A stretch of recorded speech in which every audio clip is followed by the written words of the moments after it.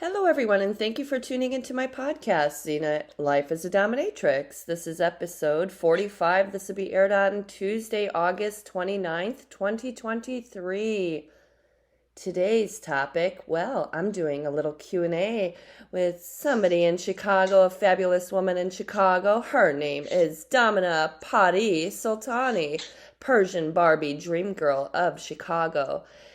Per description on her tryst page, tenacious, assertive, intoxicating.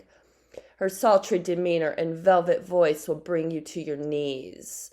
Seductive essence and wit are sure to entice your innermost curiosities. With over a decade of diverse experience in professional domination and fetish, you will find yourself melting into your true playful freakiness. I love it. I love the description. This was on your tryst page. Yes. I love it. So, Domina Pari Soltani, how did we meet? I'm so glad you asked.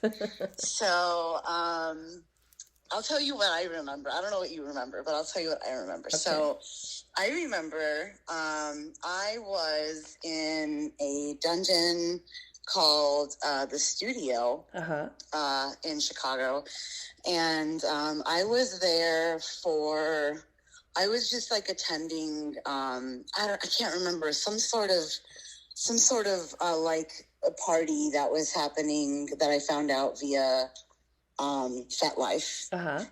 And I can't remember whether I was there like as a dom, but I remember going there and thinking like, man, I really want a session here. And then I remember I met you, and I remember thinking like, this woman is gorgeous. I need to befriend her right now.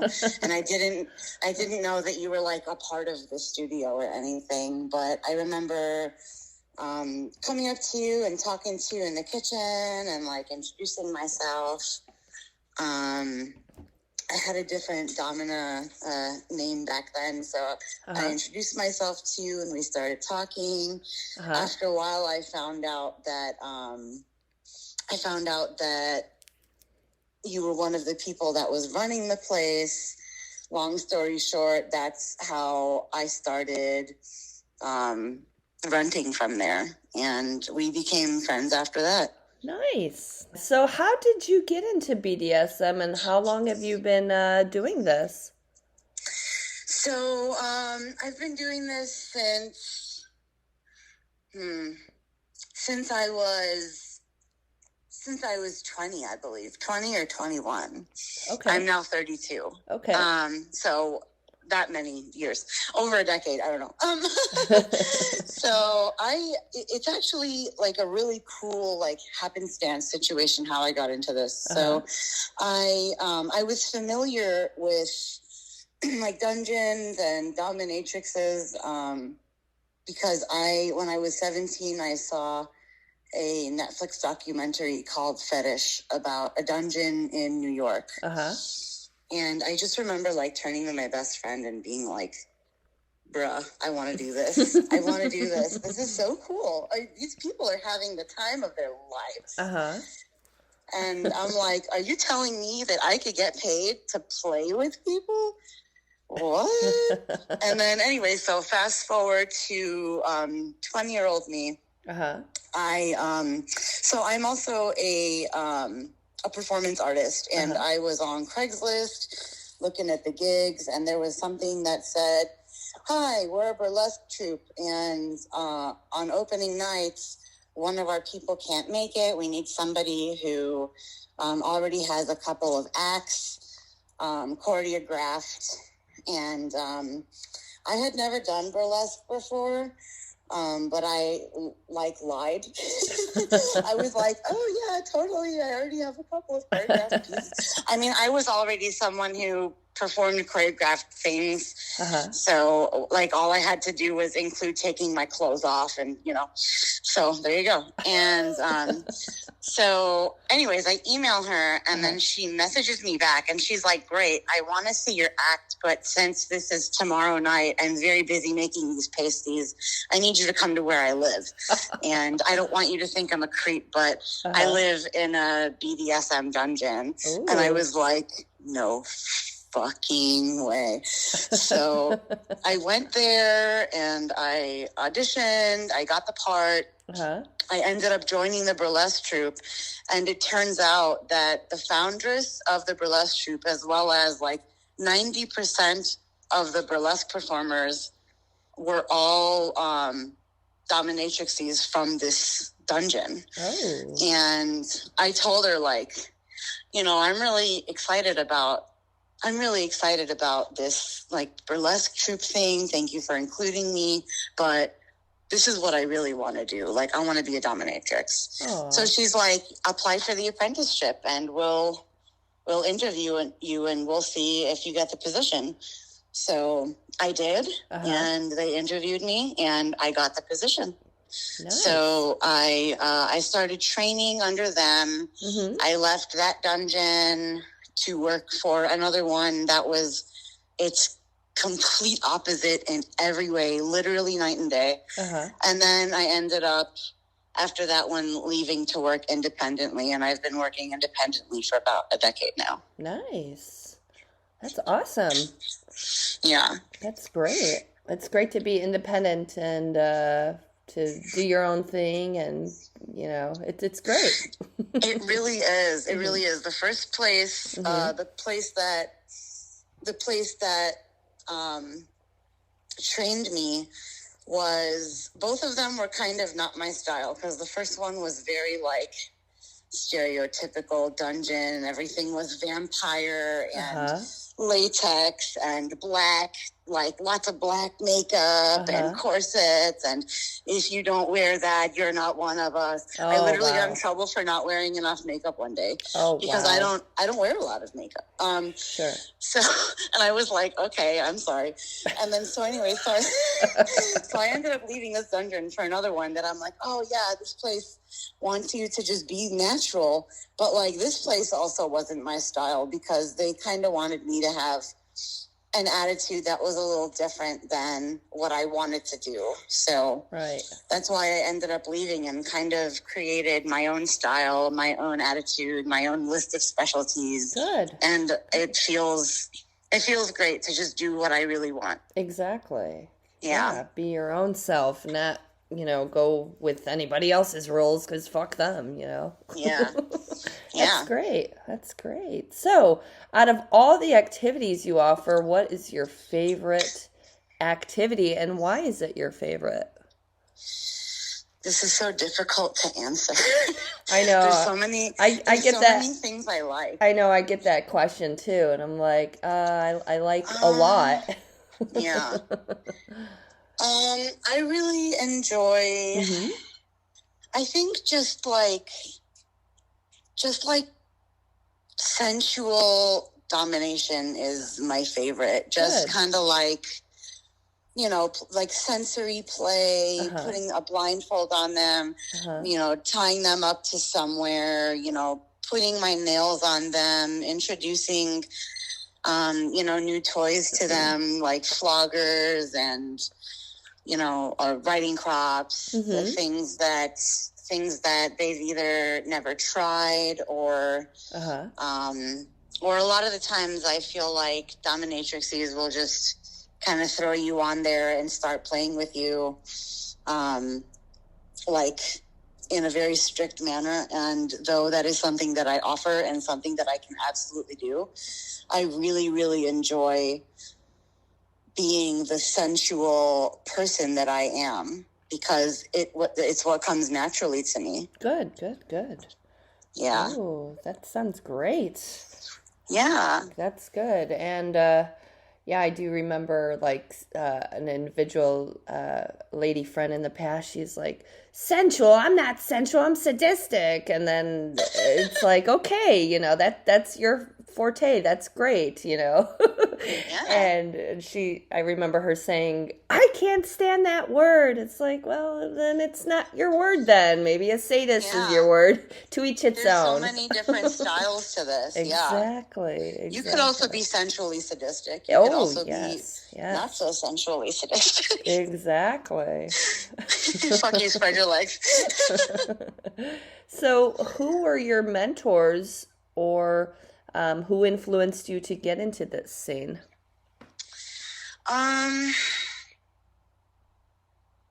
feel like this is the part where I give credit to the people who trained me, but I feel like someone that I have always looked up to professionally in this regard for this whole time is you. Oh, stop it. Yeah, no, I won't. Stop it. No, I've always thought that you were like so cool and so awesome, and I loved the way that you conducted yourself with clients. You know, I was renting the studio through you at the time when I was living in that area, and I just really enjoy, you know, after working with lots of different places, renting from different places as an independent, like I just really respected you and the way that you you know, carried yourself professionally, and to this day I'm just in awe of you, and that is the truth. Stop it. Well, I'm touched. Thank you. You should be. You're awesome. Oh, thank you. So are you. Making me blush over here. Good.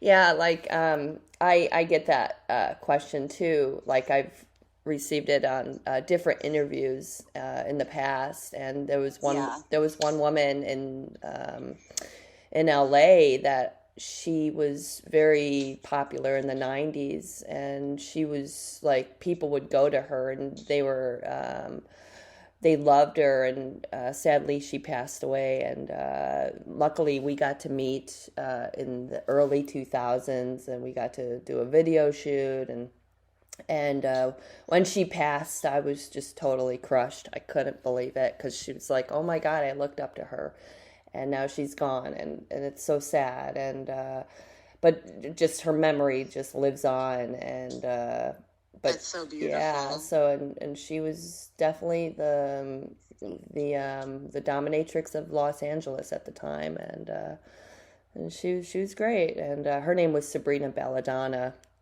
and she was a cool chick. She was cool. Yeah. Question 5. What is the wildest thing you've ever experienced during a BDSM scene, and what made it memorable to you, or do you have any bloopers? Yes to both. Let me see. There's something that's super, super wild to me, but it wasn't necessarily... It's kind of also a blooper. It's not necessarily something that happened during a scene.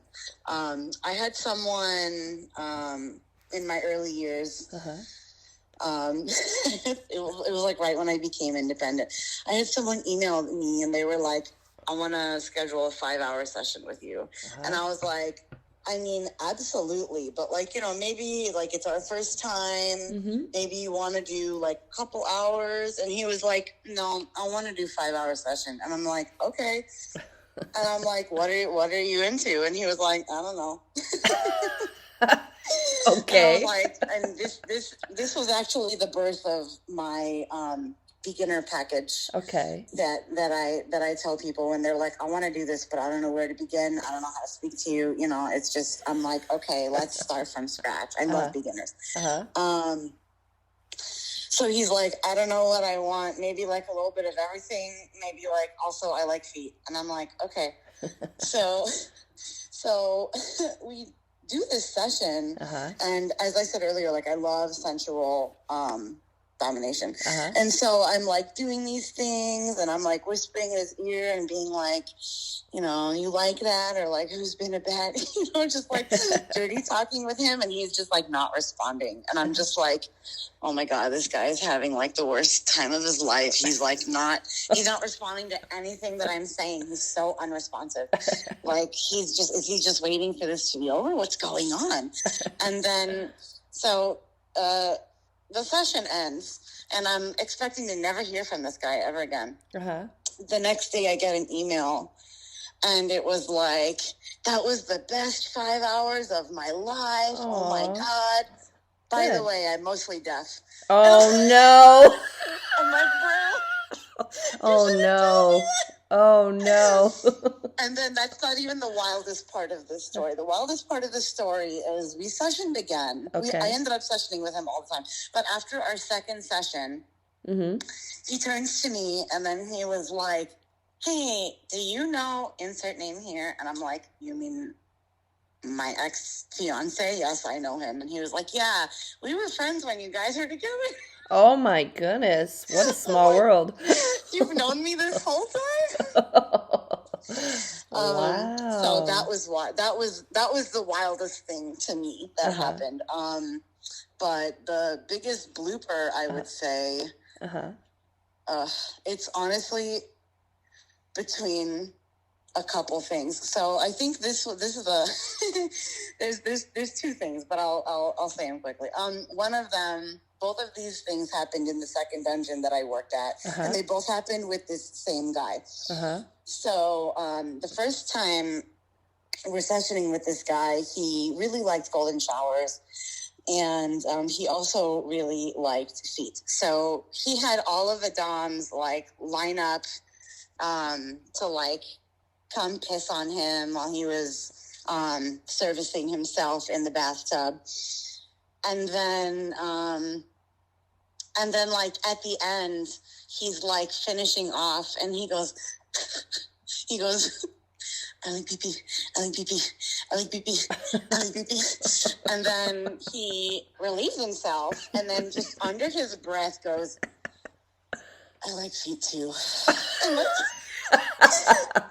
when I say that we could not look at each other in the eye, we were all trying so hard not to burst into laughter, and we were like, oh, that was so hot. And we were like, dude.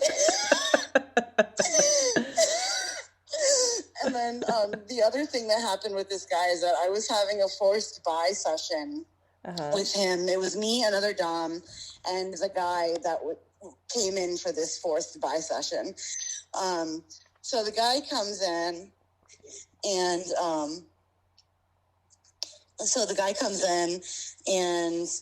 we're trying to get him like hard so that he can service this guy, but he can't get himself to get hard because the guy's just in the corner going like, what's going on? Are you guys making out? What's happening? Is the guy here? Is his dick hard? What's going on? So me and the other girl we're like making it seem as if like the three of us were like fucking around when we were all just like mouthing to him like, I'm sorry, I don't know what to do. We were just doing what we could to get this guy hard. And it was just this guy in the corner. What's happening? What's going on? You guys making out? What's going on? Oh my gosh. He should have wore a strap-on dick, maybe.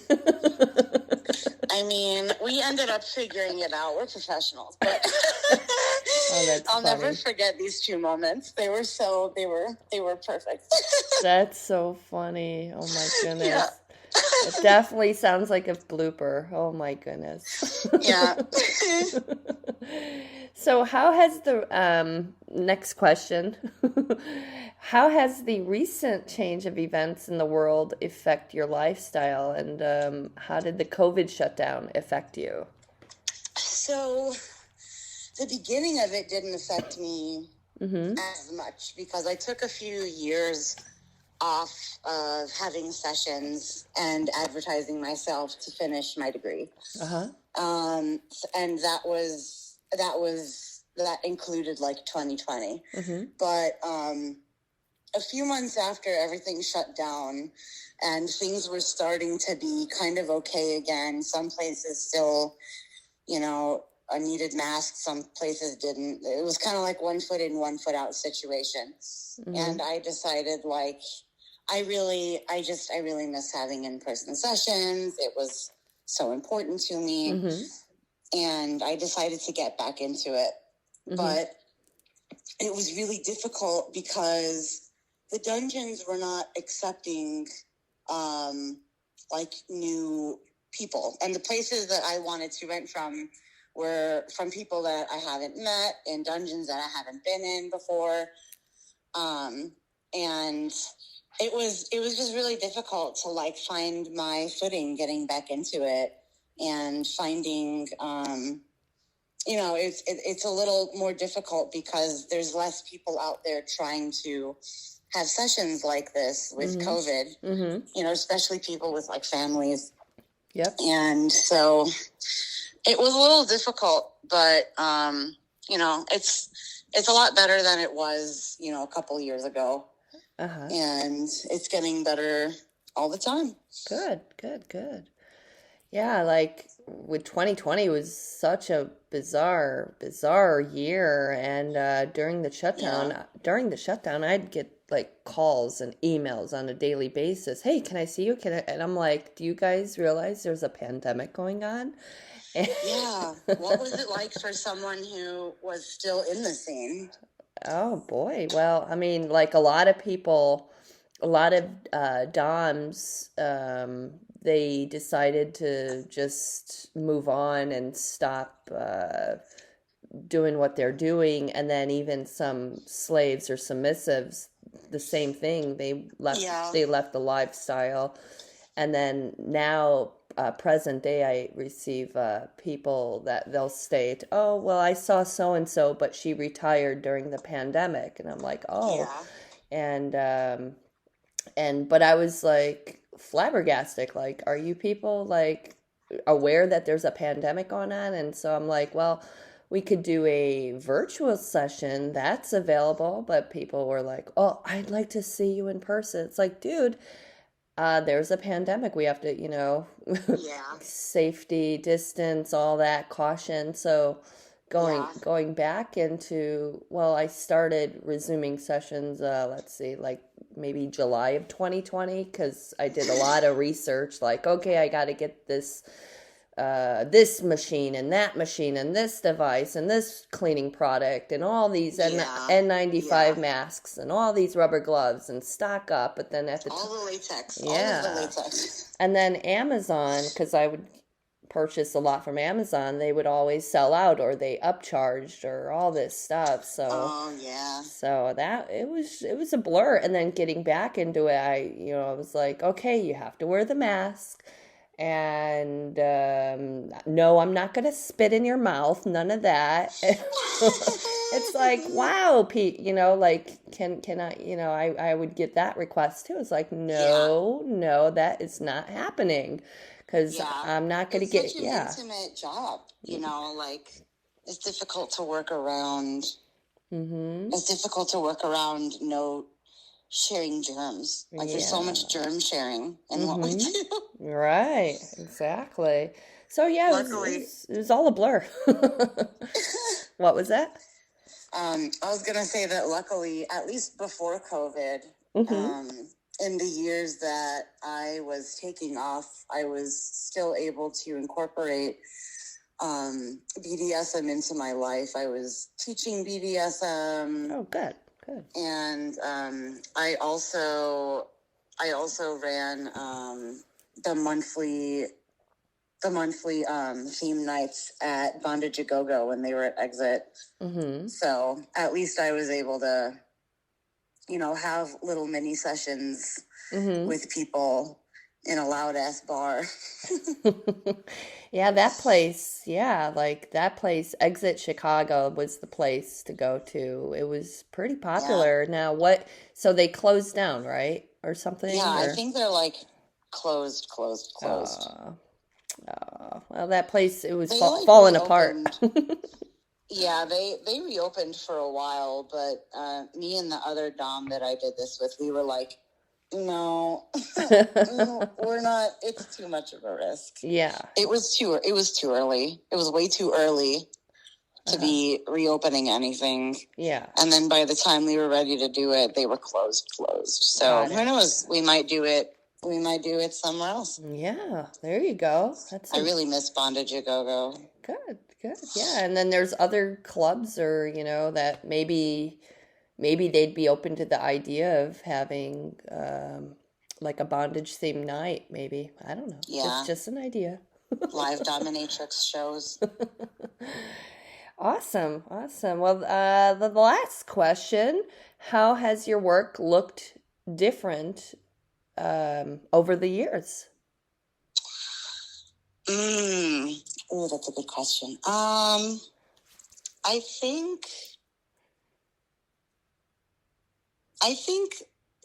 the first year or two after leaving the 2 dungeons that I worked at, I was still trying to figure out like what my personal boundaries were, because I was no longer representing a set of boundaries or fashion or attitude. So it was very like, it was a bit of trying to figure out what mix of the two, because since I said they were so different, like the first place was very like, just assume everyone's out to like fuck you over, just be an asshole at all times. That's what a dominatrix is. And don't take them seriously until they book or send a deposit or whatever. And then the second place was very like the opposite. It was like, no, you have to flirt with them hard. Oh my God. You have to be super fucking flirty. Jeez. And this is how you're flirty with them. And this is how you respond to them. And this is how you answer your phone calls. And this is how you answer emails. And all of the emails were like,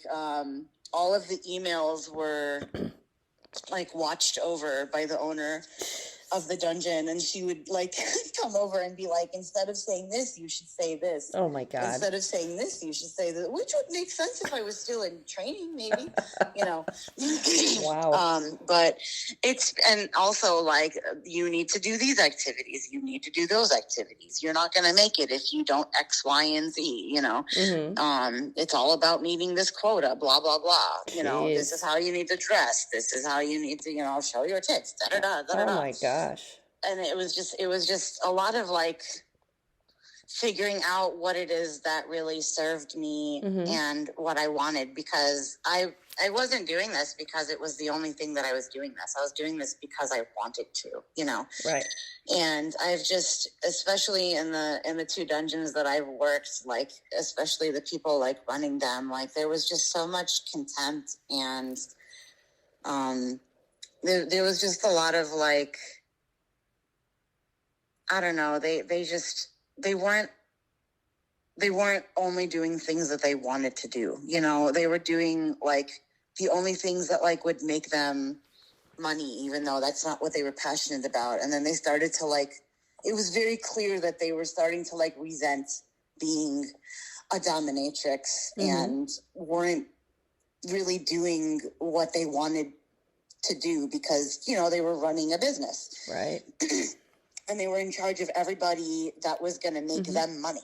So it's different when it's like, you have a bunch of employees and you're like, all right, well, for my business to gain profit, these are the things that I like need you all to be doing and stuff. Like, you don't say no to this, don't say no to that, wear this. And it's just been a whole bunch of like, okay, how much flirtiness do I bring into this? How much strictness do I bring into this?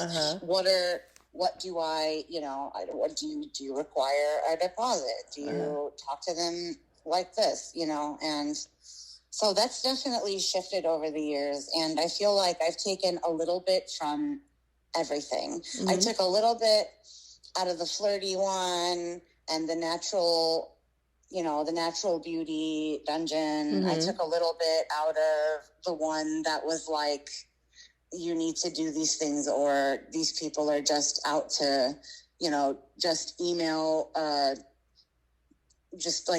someone, not pay them, and then wank off to it, Mm-hmm.